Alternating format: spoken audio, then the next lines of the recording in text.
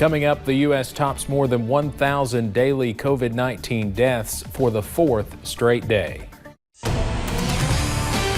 Dedicated to Eastern and Southern Kentucky, this is WYMT Mountain News at 11.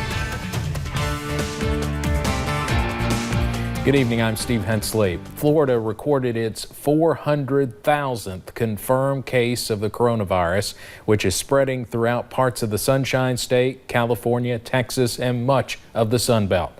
More than 145,000 people in the United States have died so far. CBS's Chris Martinez has more from Los Angeles. Three of the nation's largest states, Florida, California, and New York, now each have confirmed more than 400,000 coronavirus cases, and Texas is not far behind. In Houston, Isaiah and Nathan Garcia lost both their mother and their father, who had underlying health conditions, within 2 weeks. I didn't get to say goodbye to my mom or my dad now, and that's what hurts me the most right now. Late Thursday, the Centers for Disease Control issued new guidelines on reopening schools, saying the default needs to be for students to return to the classroom. The guidance echoes President Trump's wishes, but leaves many questions unanswered, such as when an outbreak should trigger a shutdown. I'm scared. All my teacher friends are scared. Second-grade teacher Stephanie Miller contracted the virus in April and is fortunate to have survived. I was on a ventilator for 21 days. And came out of it not able to move a muscle. But some parents say distance learning presents its own dangers. Kids left at home without teachers, without school environments, without a stable atmosphere that school offers are just as unsafe and unhealthy as the fear of this virus. McDonald's and Chipotle are among the latest national chains to require customers to wear face coverings. And in the nation's capital, a reminder of the pre-pandemic life. The Smithsonian's National Zoo welcomed visitors once again, months after it was shut down. Chris Martinez, CBS News, Los Angeles. On Friday, the World Health Organization said more people have been infected in the past 24 hours than at any time since the pandemic began. The governor says it is a critical time for Kentucky, and this is why. There are 797 new COVID-19 cases today. Our total is just below 26,000. Deaths are up to 691 after 7 more were reported today. And the benchmark to gauge the spread of the virus, the positivity rate for people being tested, moved above 5% today. The governor says he will bring back some restrictions if things do not improve soon, but he did not go into specifics. On Wednesday, the governor announced hospitalizations across the state were increasing. Today, WYMT's Emily Bennett went to Laurel County, which now has 314 cases and 9 people in the hospital. She talked to officials with St. Joseph London about how they are preparing during this surge of cases. As COVID-19 cases climb across the Bluegrass State, hospitals are seeing an increase of patients. Keeping track of the local health department, what are the trends there? John Yanes, president of St. Joseph London, says the hospital is constantly evaluating their surge plan. How many ICU beds do we have? PCU beds, airborne isolation rooms, alternative locations that normally we don't put patients. Each week, they have to give a report on their hospitalizations. It's tracked and then reported out as to the infection rate, how many patients are in the hospital, what is our present bed occupancy and bed capacity. But they are seeing a change. At the beginning of the pandemic, many of the patients at St. Joseph London were elderly and more chronically ill, needing ICU-level treatment and a ventilator. Recently this week, most of the patients that we did have in-house were all on med-surg that were not in ICU and they were not on ventilators. So we are definitely experiencing that trend as well. Encouraging people to follow the guidelines and to wear a mask to be able to see a decline in cases. It's an evolving process. I think it's important for everyone to stay tuned. We don't have all the answers and we're discovering more every day. Wanting people to be patient as they learn more about the virus. In London, Emily Bennett, WYMT Mountain News. Yanes did say at the beginning of the pandemic, they saw many people not coming to the hospital for care as they were scared of the virus, but they are seeing their volume return to almost pre-pandemic levels.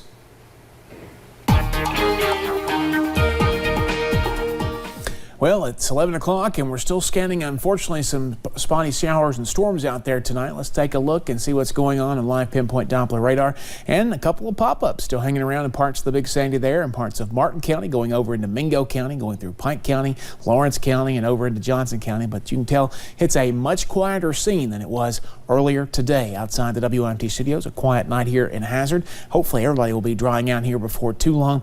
Look at that temperature swing. We're still right there where we had that rain earlier in those upper 60s already, mid to upper 60s, but still 70s and even mid 70s there, heading back over toward Irvin, Jackson, and Logan, and up Pikeville as well this evening. It's still muggy out there for sure. Dew points are still up there, way up there in a lot of locations, and they're not going to move a whole lot for the next couple of days, all the way to next week. Then we have some changes coming. But tonight and tomorrow, let's take a look at that WYMT weather app. It's a handy tool to have anytime. It's free. You can download it on either app store. Partly cloudy skies overnight, maybe some clearing by early in the morning, touch of fog as possible, and then sunshine for most of the day. We can't rule out a stray chance for a passing shower. More on that here in just a few minutes. Steve? All right, Brandon, thank you. Today we learned more about a midweek fight that turned deadly in Perry County. Kentucky State Police say late Wednesday night, two brothers were fighting when police say James Noble ran over his brother, Doug Noble, multiple times with an ATV. Police say James then barricaded himself in a home off Kentucky 451, starting a standoff that lasted for hours. Obviously, as the investigation unfolds and continues on and more information is able to be determined, there's a possibility that, there could be, we just don't know at this time, at this juncture of the investigation. State police say a woman was in the home at the time. She is not charged with anything and was not hurt. A Hazard couple has been sentenced for labor trafficking charges. 26-year-old Jordan Otis was sentenced to 30 years for using force and threats to obtain labor, and 34-year-old Tiffany Walsh was sentenced to 9 years for benefiting financially from labor trafficking. According to their plea agreements, Otis and Walsh threatened children in order to get them to make homemade items and sell those items door to door for about 6 hours a day. Otis kept all or most of the money for himself and Walsh. LeBron James is the latest celebrity supporting Breonna Taylor. He played last night's game against the Mavericks in a pair of Nikes, which he inscribed with the hashtag Justice for Breonna. After the game, LeBron spoke to reporters about his involvement in the Black Lives Matter movement and the quest for racial equality in America. He called what happened to Breonna Taylor horrific. As one of the leaders of this league, I want her family to know, and I want the state of Kentucky to know that we feel for it and we want justice. And that's what it's all about. What's right is right and what's wrong is wrong. And this is a wrong situation that's going on in my eyes and it's in a lot of other eyes, not only here in America, but I bet in the world as well. LeBron's teammate Quinn Cook also wrote Breonna's name on his shoes. Yesterday, the African American and Africana Studies faculty at UK got a lot of attention for their letter to President Eli Capilouto. In that 10-point objective was to rename Rupp Arena. They believe Adolph Rupp had racist tendencies and used inappropriate language when discussing black men and women. Dr. Derek White, who spoke on behalf of the AAA's faculty, offered perhaps another name to be used instead of Rupp. I saw a suggestion today that Joe B. Hall be, as an alternative name. And I think Joe B. Hall stands as a very good, interesting kind of comparison to Adolph Rupp. He's an assistant. He recruits many of the first generation of black players, including Jack Givens and James Lee. He had the first black assistant coach in Leonard Hamilton in the SEC. So when we look at the legacy that Joe B. Hall has done in terms of this, in terms of continuing to win basketball games, but also being a leader in these kinds of issues, I think that Adolph Rupp comes up short in that measurement. It is not clear if the university can change the name of Rupp Arena on their own, as the university does not own the facility. Eastern Kentuckians affected by furloughs and layoffs due to COVID-19 are now eligible for career assistance through a $2.4 million National Dislocated Worker Grant given to the Eastern Kentucky Concentrated Employment Program, or EKCEP. The new program, Rework EKY, is to help those without jobs and their spouses connect with new job opportunities through virtual training and providing longevity work through partnerships with Telework, SOAR, and now the University of the Cumberlands. Dr. Karen Wright, the project manager over the grant, says the first step is to just make the call. What I want people to understand that, you know, we have a passion for this. This is not just we got this grant and, you know, and oh my gosh, we have to spend the money. Really, truly hope that people will take advantage of this opportunity, especially given the fact that, you know, there may be some funding that's not available that has been available in the past. And that particular funding that runs out tonight at midnight, the extra $600 on top of unemployment. For more information on how to apply for this program, you can visit our website at WYMT.com. Randy Brown worked as a coal miner for 38 years, but for the last 5, he's been battling his diagnosis. 5 years ago, Brown found out he had the most severe type of black lung disease, which created a lot of unknowns for Randy and his wife Debbie. He says his family was at risk of losing him before the end of this year, but he recently received a double lung transplant and now looks forward to the memories to come. I'd lay and gurgle like I was dying. You know, I couldn't lay down. I had to sit up, lean up against an arm, and yeah, you couldn't put his back on nothing. Yeah, I was done. So yeah. When I got that phone call, and they said, "We got you some lungs." I said, "Yes, let's go for it." You know. The Browns say they hope to one day meet the family whose donor gave them a chance to continue making memories.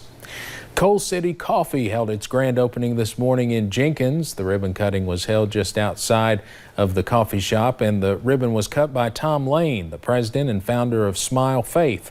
The organization helps the community with dental needs.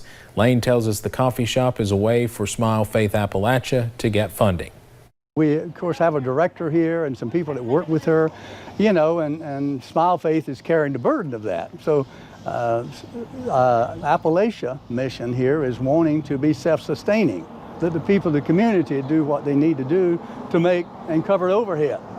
Because the buildings are all paid for, everything is here, and it's a gift to the community. You can try the fresh coffee, donuts, and pastries Monday through Friday from 7 a.m. until noon. Coming up on Mountain News at 11, in an effort to stop COVID-19 from spreading, Governor Beshear is asking churches to hold off on in-person services for a little bit. Conditions have come way down from where they were earlier tonight, and we're looking for a hot and mainly dry weekend ahead. I'll have the latest forecast in just a few minutes.